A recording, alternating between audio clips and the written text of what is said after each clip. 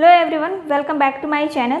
दोस्तों, आज की वीडियो में हम पढ़ने वाले हैं क्लास 8 का मैथ चैप्टर 1 हम पढ़ रहे थे। इस चैप्टर का नाम है रैशनल नंबर यानी कि परिमेय संख्या। पिछले वीडियो में हमने प्राकृत संख्या, पूर्ण संख्या, पूर्णांक संख्या, धनात्मक संख्या, ऋणात्मक संख्या, परिमेय संख्या, हर, अंश और संख्याओं के एक गुणधर्म, संवृत या संवृत नियम के बारे में पढ़ा था। आपको पिछले वीडियो का लिंक डिस्क्रिप्शन बॉक्स में मिल जाएगा या फिर आप प्लेलिस्ट में जाकर सभी वीडियोस देख सकते हैं। आज के वीडियो में हम क्रम विनिमयता यानी कि कॉम्यूटेटिव लॉ, सहचार्यता यानी कि एसोसिएटिव लॉ एंड योज तस्मक, योज प्रतिलोम, गुणात्मक तस्मक, गुणात्मक प्रतिलोम, वितरण नियम, ये सारा चीज़ पढ़ने वाले हैं। सबसे पहले हम लोग पढ़ेंगे क्रम विनिमयता, फिर हम पढ़ेंगे सहचार्यता या सहचार्यता।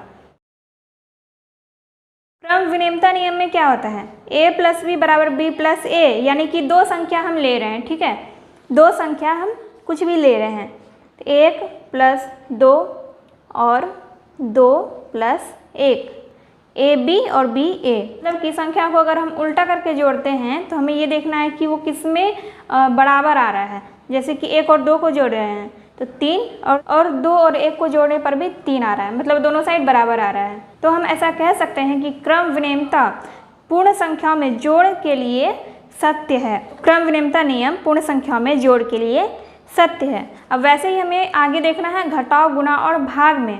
हम यहाँ पे दो संख्या ले रहे हैं, 4 माइनस 2, घटाव कर रहे हैं इसलिए मैंने यहाँ पे माइनस दिया, और 2 माइनस 4। आप यहाँ पर ये ध्यान देंगे कि पूर्ण संख्याओं में 0 और पॉजिटिव नंबर यानी धनात्मक संख्याएं आती है, इसमें ऋणात्मक संख्याएं नहीं आ रही है। तो हमें इसमें से पॉजिटिव नंबर और 0 का ही यूज करना है। ठीक है, हमने यहाँ पर जो डिजिट लिया है, जो अंक लिया है, वो पॉजिटिव है यानी कि धनात्मक संख्या है, और आगे भी हम इसमें धनात्मक संख्याओं का ही यूज करेंगे। तो हमने यहाँ पे 4 माइनस 2 और 2 माइनस 4 किया। देखते हैं कि दोनों साइड बराबर आता है कि नहीं। यहाँ पर 4 में से 2 जाएगा तो 2 आएगा, 2 में से 4 जाएगा तो -2 आएगा। तो जब हम घटाव कर रहे हैं तो हम ये देखते हैं कि दोनों साइड बराबर नहीं आ रहा है। तो हम ऐसा कह सकते हैं कि क्रम विनिमयता नियम पूर्ण संख्याओं में घटाव के लिए सत्य नहीं है। ठीक है, गुणा में देखते हैं। 5 गुना 2, आप इसके जगह पे कुछ भी ले सकते हैं। 2 गुना 5 तो 10 आएगा, और इसका भी 10 आएगा। अगर हम 0 को भी किसी से भी गुना करते हैं, जैसे कि 6 से, 0 गुना 6 या 6 गुना 0, 0 गुना 6 0, 6 गुना 0 0। इस तरह से हम देखते हैं कि क्रम विनिमयता नियम पूर्ण संख्याओं में गुणा के लिए सत्य है। में देखते हैं, इसके लिए हम लेते हैं 5 भाग 6 करते हैं। 5 भाग 6 और 6 भाग 5। 5 भाग 6 करेंगे तो क्या लिखेंगे? 5/6, और 6 भाग 5 करेंगे तो लिखेंगे 6/5। हम ये देखते हैं कि क्रम विनिमयता नियम पूर्ण संख्याओं में भाग के लिए सत्य नहीं है। चलिए अब हम देखते हैं पूर्णांक संख्याओं में। तो a प्लस बी बराबर b प्लस ए, यही होता है क्रम विनिमयता नियम। तो हम दो पूर्णांक संख्या लेते हैं, a और b। जैसे कि हमने ले लिया यहाँ पे -3, प्लस करना है हमें, और यहाँ पे +2। धनात्मक संख्याओं के लिए प्लस वाला चिन्ह देना जरूरी नहीं होता है, लेकिन यहाँ पर मैंने समझाने के लिए दिया है। अगर अंक माइनस वाला हो तो उसमें माइनस दिया जाता है, उसमें कंपलसरी रहता है देना। लेकिन अगर धनात्मक संख्या हो तो उसमें प्लस वाला चिन्ह देना जरूरी नहीं होता है। -3 + 2 तो इसका आ जाएगा -1। इसी को हम उल्टा करके जोड़ेंगे, +2 और +-3। उल्टा करके जोड़ने पर भी यहाँ पर -1 ही आएगा। तो ऐसा हम कह सकते हैं कि क्रम विनिमयता नियम पूर्णांक संख्याओं में योग के लिए सत्य है। घटाव में देखते हैं, तो अब हमें यहाँ पे घटाव करना है। -4 माइनस +1, तो इसका आ जाएगा हमारा -5। -4 में हमने माइनस किया 1 को। ठीक है, -4 -1, तो इसका आ गया -5। अब हम इसको उल्टा करते हैं, +1 को माइनस करेंगे -4 से, इसका आ जाएगा 5। तो दोनों बराबर नहीं आ रहा है, यहाँ पर दोनों बराबर आ रहा था। जब हमने योग किया था दो पूर्णांक संख्याओं का, यहाँ पर बराबर आ रहा था। ये a प्लस b हो गया और ये b प्लस a। तो ऐसा करने पे यहाँ पे बराबर आया, लेकिन यहाँ पर बराबर नहीं आया है। ठीक है, तो इसलिए हम कह सकते हैं कि क्रम विनिमयता नियम पूर्णांक संख्याओं में घटाव के लिए सत्य नहीं है। चलिए अब गुणा में देखते हैं। -3 गुना +4, यहाँ पर हम प्लस का चिन्ह नहीं दे रहे हैं, -3 गुना +4 कर रहे हैं, तो कितना हो जाएगा -12। 4 को -3 से गुना करेंगे तो भी -12 ही आएगा, तो दोनों बराबर आ रहा है, तो इसलिए हम कह सकते हैं कि क्रम विषमता नियम पूर्णांक संख्या में गुना के लिए सत्य है। भाग में देखते हैं, -3 भाग 1 करते हैं, ठीक है, ये +1 है। -3 भाग +1 करेंगे तो कितना आ जाएगा, माइनस वाला ऊपर चला जाएगा और +1 जो है नीचे आ जाएगा, तो इसको हम इस तरह से लिख सकते हैं -3/1। इसको अब हम उल्टा करके लिखेंगे, +1 भाग करेंगे -3 से, तो ये प्लस वाला 1 जो है ये ऊपर चला जाएगा और माइनस वाला 3 नीचे आ जाएगा, तो इसका हो जाएगा 1/3। यहाँ पर माइनस आ जाएगा क्योंकि इसमें माइनस है, इसलिए हम कह सकते हैं क्रम विषमता नियम पूर्णांक संख्या में भाग के लिए सत्य नहीं है। चलिए परिमेय संख्या में देखते हैं, तो इसके लिए हम कोई भी परिमेय संख्या लेते हैं, जैसे कि हम ले रहे हैं 1/3 प्लस 4/3, 1/3 प्लस 4/3, तो इसको योग करेंगे तो कितना आ जाएगा 5/3। इसी को अब हम उल्टा करके जोड़ेंगे, 4/3 प्लस 1/3 करेंगे तो फिर भी हमारा 5/3 ही आएगा, मतलब दोनों बराबर आया, तो हम ये कहेंगे कि क्रम विषमता नियम परिमेय संख्या में जोड़ के लिए सत्य है। घटाव में देखते हैं, तो इसके लिए हम लेंगे परिमेय संख्या 5/2 माइनस 4/2, इसका आ जाएगा 1/2, माइनस किया हमने तो 1/2 आ गया। इसको हम उल्टा करके घटाएंगे, 4/2 माइनस 5/2, 4/2 माइनस 5/2 करेंगे तो आ जाएगा हमारा -1/2। इस तरह से हम ये देखते हैं कि क्रम विषमता नियम परिमेय संख्या में घटाव के लिए सत्य नहीं है। गुना में हम देखेंगे, 3/4 गुना 2/4, 3 दूना 6, 4 चौके 16, इसी को हम उल्टा करके गुना करेंगे, 2/4 गुना 3/4, तो इसको गुना करने पर भी आ जाएगा 6/16। तो इस तरह से हम कह सकते हैं कि क्रम विषमता नियम परिमेय संख्याओं में गुना के लिए सत्य है। अब हम भाग में देखते हैं, हम यहाँ पे ले लेते हैं 2/4 भाग 1/4, 2/4 भाग यहाँ पे गुना में चेंज हो जाएगा, 4 ऊपर चला जाएगा, 1 नीचे आ जाएगा, 4 4 खत्म, 2/1, 2/1 आ गया। इसी को हम उल्टा करके भाग देंगे, 1/4 भाग 2/4, 1/4 गुना 4 ऊपर चला जाएगा, 2 नीचे आ जाएगा, 4 4 कट गया, बच गया 1/2, तो ये दोनों बराबर नहीं आ रहा है। इस तरह से हम कह सकते हैं कि क्रम विषमता नियम परिमेय संख्या में भाग के लिए सत्य नहीं है। अब हम देखेंगे सहचारिता या सहचारिता नियम को, जिसको एसोसिएटिव लॉ कहते हैं। सहचारिता नियम में क्या होता है, a + b + c, a b को यहाँ पर एक साथ जोड़ा गया, c को अलग, फिर इसको यहाँ पे इस तरह से जोड़ा गया है, a को बाहर, b + c को साथ में। हम यहाँ पर 3 अंक का यूज करेंगे, ठीक है, हम कोई भी 3 अंक इसी से चूज कर लेते हैं, जैसे कि 2, 3 और 4। तो चलिए हम इसको करके देखते हैं, 2, 3 और 4 है, 2 + 3 + 4 यानी कि a b c, a b को हमें एक साथ जोड़ना है और c को बाहर। फिर यहाँ पर 2, 3, 4, 2 + 3 + 4, 3 और 4 यानी कि ए बी को एक साथ और ए को बाहर। 2 और 3 को प्लस करेंगे तो 5 होगा और ये प्लस 4, 2 + 3 और 4 7, 5 4 9 और 7, 2 और 7 भी 9 हो गया, तो दोनों साइड बराबर है। तो इस तरह से हम कह सकते हैं कि सहचारिता नियम पूर्ण संख्याओं में जोड़ के लिए सत्य है। चलिए घटाव में देखते हैं, तो यही वाला संख्या हम लेंगे, 2 - 3 - 4, 2 और 3 को एक साथ बराबर 2 - 3 - 4, 2 में से 3 जाएगा -1 - 4, ये हो गया बराबर 2 - 3 में से 4 को घटाएंगे तो कितना हो जाएगा, -1 हो जाएगा। तो यहाँ पर आ जाएगा -5 बराबर, और माइनस माइनस प्लस हो गया यानी कि 3, तो यहाँ पर दोनों साइड बराबर नहीं आ रहा है, तो हम कह सकते हैं कि सहचारिता का नियम पूर्ण संख्याओं में घटाव के लिए सही नहीं है, यानी कि सत्य नहीं है। गुना में देखते हैं, 2 × 3 × 4, 2 × 3 × 4, 2 × 3 6 × 4, 2 × 3 × 4, 6 चौके 24 और 12 दूना 24। दोनों साइड बराबर आ रहा है, तो इस तरह से हम कह सकते हैं कि सहचारिता नियम पूर्ण संख्याओं में गुणा के लिए सत्य है। चलिए भाग में देखते हैं।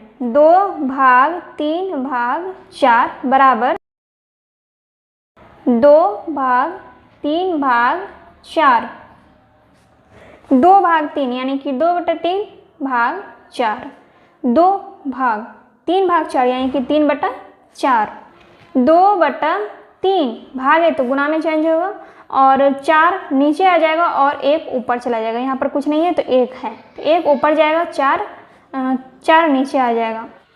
फिर 2 गुना 4/3, 2 दूनी 4, तो यहाँ पर हो गया 1/6। 3 और 2 को गुना किया हमने, 6 हो गया, बराबर 2 गुना 4 8/3, 1/6 और 8/3, तो दोनों साइड बराबर नहीं आ रहा है। तो इस तरह से हम कह सकते हैं कि सहचारिता का नियम पूर्ण संख्याओं में भाग के लिए सत्य नहीं है।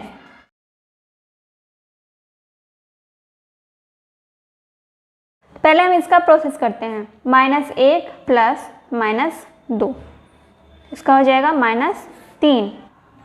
-5 प्लस 4 प्लस -2 करेंगे, इसका हो जाएगा -5 प्लस, इन दोनों का प्रोसेस करने पर हो जाएगा 2, प्लस और माइनस माइनस हो गया, 4 में से 2 गया, 2 आ गया, -3, ये A और ये B और ये C, और इसी तरह से यहाँ पर है A B C। तो ऐसे हम देखते हैं कि दोनों साइड बराबर आ रहे हैं।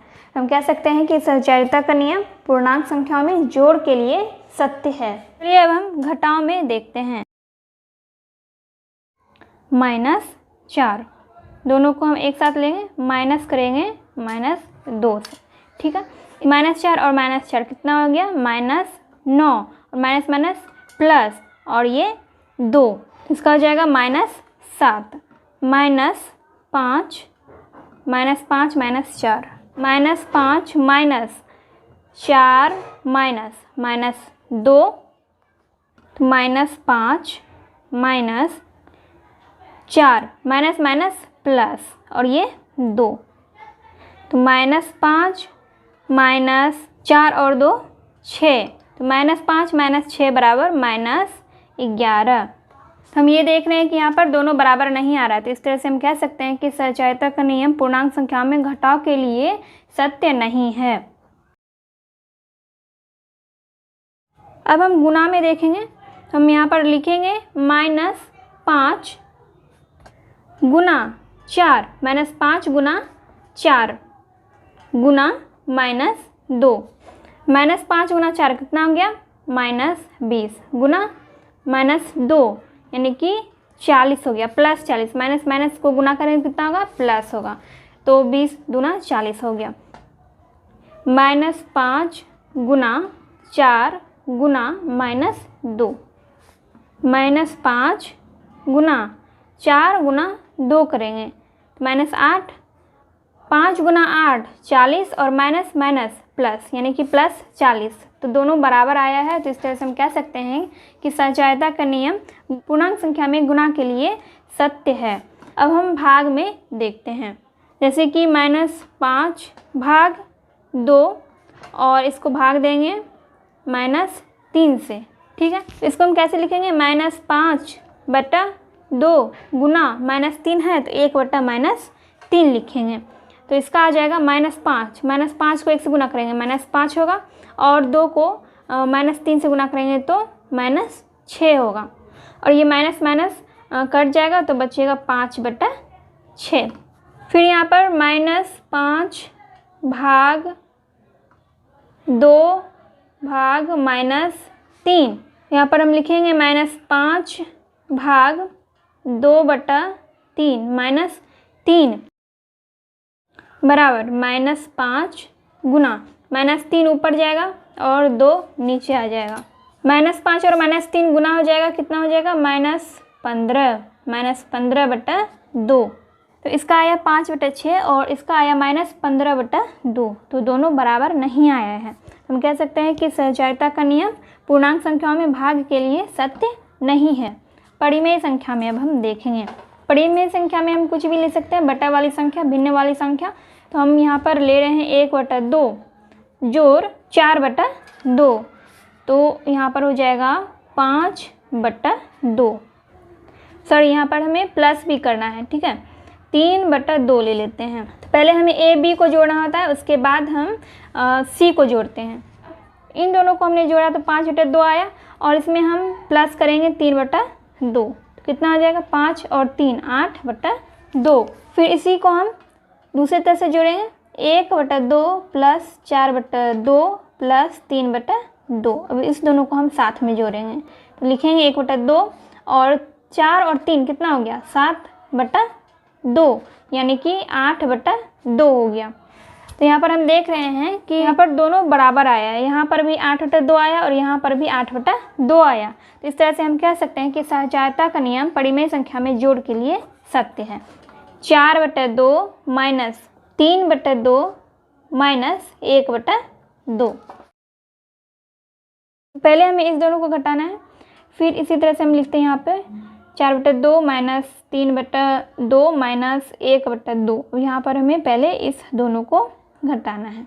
4/2 माइनस 3/2 कितना हो जाएगा 1/2 माइनस 1/2 बराबर 4/2 माइनस 3 में से 1 जाएगा तो कितना होगा 2/2। तो 1 में 1 जाएगा तो कितना हो जाएगा 0/2, और इसको हम प्रोसेस करेंगे इसका, यहाँ पर 4 में से 2 जाएगा तो 2 हुआ और 2, यानी कि 1 हो जाएगा, ठीक है। तो यहाँ पर हम ये देख रहे हैं कि दोनों साइड बराबर नहीं आ रहा है, मतलब कि सहचारिता का नियम परिमेय संख्याओं में घटाव के लिए सत्य नहीं है। अब हम गुना में देखेंगे, 4/2 गुना 3/2 गुना 1/2।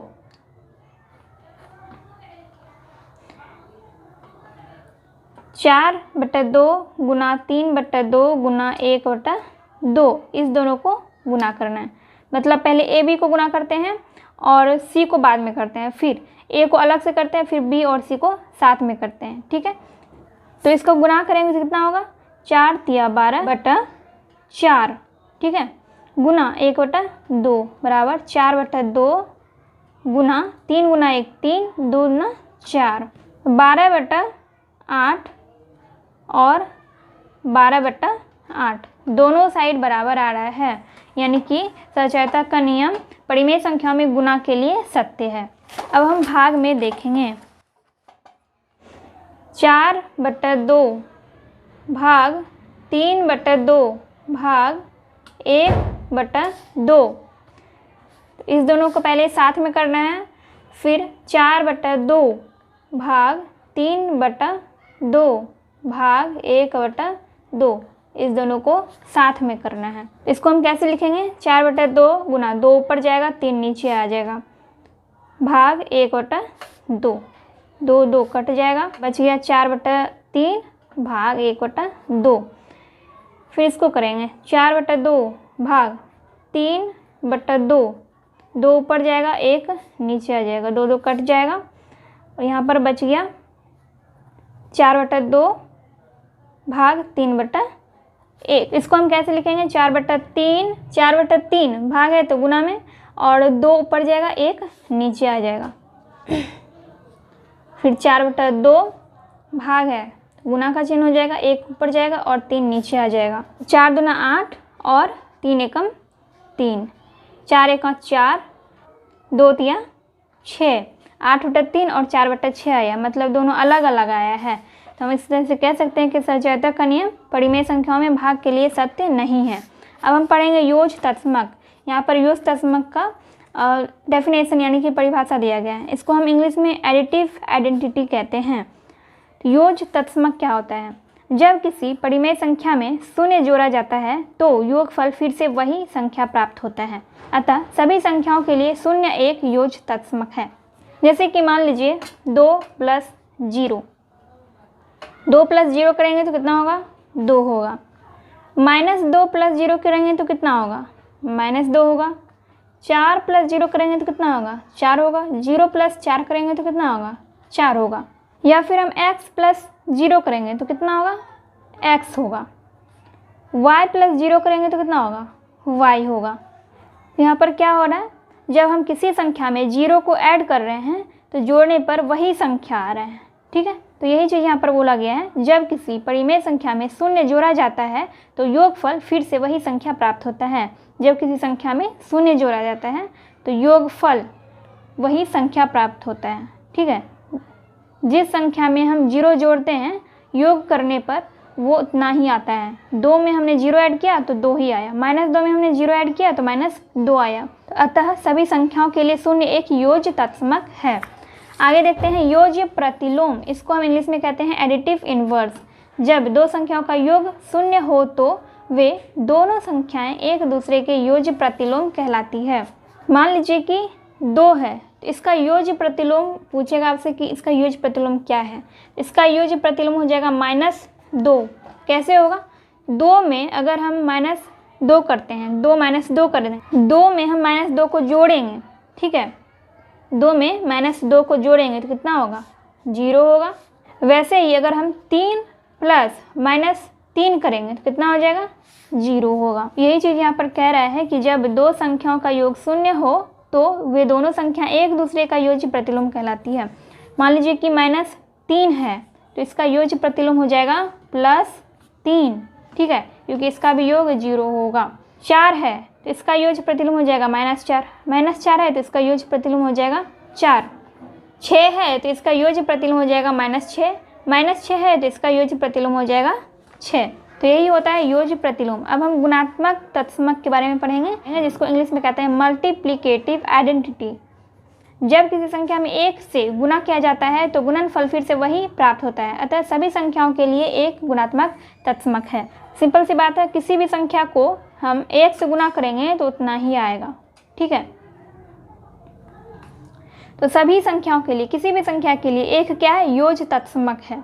चलिए आगे हम देखते हैं गुणात्मक प्रतिलोम। गुणात्मक प्रतिलोम का इंग्लिश मीनिंग होता है मल्टीप्लिकेटिव इनवर्स, या इसको व्युत्क्रम भी कहते हैं। व्युत्क्रम का इंग्लिश होता है रेसिप्रोकल। तो इसका डेफिनेशन है, जब दो संख्याओं का गुणनफल 1 हो तो वे दोनों संख्याएं एक दूसरे की व्युत्क्रम या गुणात्मक प्रतिलोम कहलाती है। जब दो संख्याओं का गुणनफल 1 आ जाए तो वो दोनों संख्याएं एक दूसरे का व्युत्क्रम कहलाती है, यानी कि गुणात्मक प्रतिलोम कहलाती है। जैसे कि 2 × 1/2 कर रहे हैं तो इसका कितना आ जाएगा? गुणनफल 1 आ रहा है। 3 × 1/3 कर रहे हैं तो इसका गुणनफल कितना आ रहा है? 1 आ रहा है। तो अगर आपसे पूछा जाए कि 2 का गुणात्मक प्रतिलोम क्या है, यानी कि इसका व्युत्क्रम क्या है, तो इसका व्युत्क्रम हो जाएगा 1/2। 3 का व्युत्क्रम क्या हो जाएगा? 1/3। 4 का व्युत्क्रम क्या हो जाएगा? 1/4। या फिर 1/4 का क्या हो जाएगा? 1/4 का व्युत्क्रम 4। क्योंकि अगर हम इन सबको गुना करेंगे एक दूसरे से तो इसका गुणनफल 1 आएगा। चलिए अब हम पढ़ते हैं डिस्ट्रीब्यूटिव लॉ, यानी कि वितरण नियम। चलिए अब हम पढ़ते हैं वितरण नियम, यानी कि डिस्ट्रीब्यूटिव लॉ। तो वितरण नियम में क्या होता है? a × b + c = a × b + a × c। हम कोई भी 3 अंक लेते हैं, जैसे कि हमने 1 और 2 + 3 लिया। 1 × 2 + 1 × 3। देखते हैं कि दोनों बराबर आ रहा है या नहीं। 1 × 2 और 3 को जोड़ेंगे तो कितना होगा? 5 बराबर 1 × 2 2 + 1 × 3 3। 5 इधर भी आ गया और 5 इधर भी आ गया, तो दोनों साइड हमारा बराबर आ रहा है। आज के वीडियो में बेसिक कॉन्सेप्ट यहाँ पर कंप्लीट हो चुका है और हम नेक्स्ट वीडियो में एक्सरसाइज 1.1 का क्वेश्चन सॉल्व करेंगे। वीडियो अगर हेल्पफुल लगे हो तो वीडियो को लाइक कीजिए, कमेंट कीजिए और अपने दोस्तों के साथ वीडियो को शेयर कीजिए।